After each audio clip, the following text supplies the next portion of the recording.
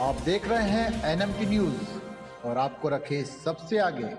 दिल्ली के मुख्यमंत्री अरविंद केजरीवाल राष्ट्रीय राजधानी के साथ साथ देश के दूसरे हिस्सों में भी चुनाव प्रचार में जुटे हैं। उन्होंने इस चुनाव में इंडिया गठबंधन को 300 से ज्यादा सीटें मिलने का दावा किया।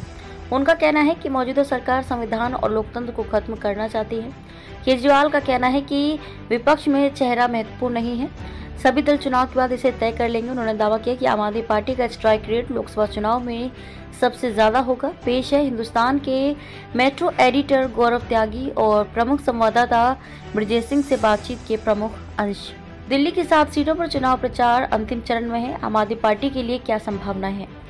देखिए, जिस तरह से झूठे केस में फंसाकर मुझे चुनाव की घोषणा के ठीक 5 दिन बाद 21 मार्च को गिरफ्तार किया गया था, उसका मकसद मोहल्ला क्लिनिक और मुफ्त बिजली समेत दिल्ली की अन्य सेवाओं को बंद करना था। इसे लेकर जनता में गुस्सा है। मुझे लगता है कि ये वोट में तब्दील होगा।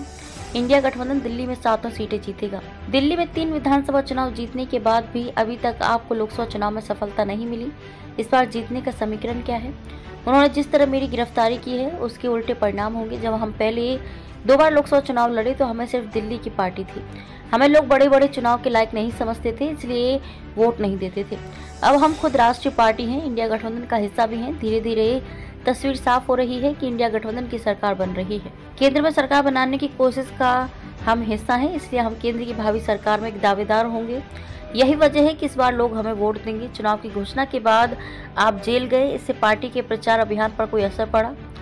मेरे जेल जाने का बहुत प्रभावी असर पड़ा है। हमारी पार्टी और मजबूत हुई है। कोई भी पार्टी या संस्थान तब मजबूत होता है जब उस पर मुसीबत आती है या संघर्ष करना पड़ता है। पार्टी एकजुट हो गई है। इन्होंने सोचा था कि पार्टी बिखर जाएगी, लेकिन उल्टा हुआ। पार्टी परिवार की तरह एकजुट हो गई। हमारी जो लीडरशिप बाहर थी, उन्होंने जिस तरह से पार्टी को संजोया वे काबिल तारीफ है। जनता का ऐसा समर्थन हमें विधानसभा चुनाव में भी नहीं दिखता है, इसलिए ये गिरफ्तारी उन्हें उल्टी पड़ी है। इंडिया गठबंधन की सरकार बनी तो चेहरा कौन होगा वह तय कर लेंगे। इस वक्त देश को बचाना है सबसे ज़्यादा जरूरी है। जिस तरह लोगों की गिरफ्तारी हो रही है उससे लगता है कि वे पूरे विपक्ष को जेल में डाल देंगे। आपके सभी नेताओं को जेल में डाल दिया, मुझे भी जेल में डाल दिया। उधर हेमंत सोरेन को जेल में भेज दिया, एनसीपी और शिवसेना को तोड़ दिया, ममता बनर्जी के मंत्री को गिरफ्तार कर लिया, तेजस्वी यादव पर केस कर दिया। ये किसी को भी नहीं छोड़ने वाले। सारे विपक्ष को जेल में डालकर अगर जीत गए तो उसके बाद ये राज करेंगे। हमारी प्राथमिकता इस तानाशाही से देश को बचाना है। ये मौका देश को बचाने का है। कौन चेहरा होगा और कौन नहीं, ये बाद में तय करेंगे।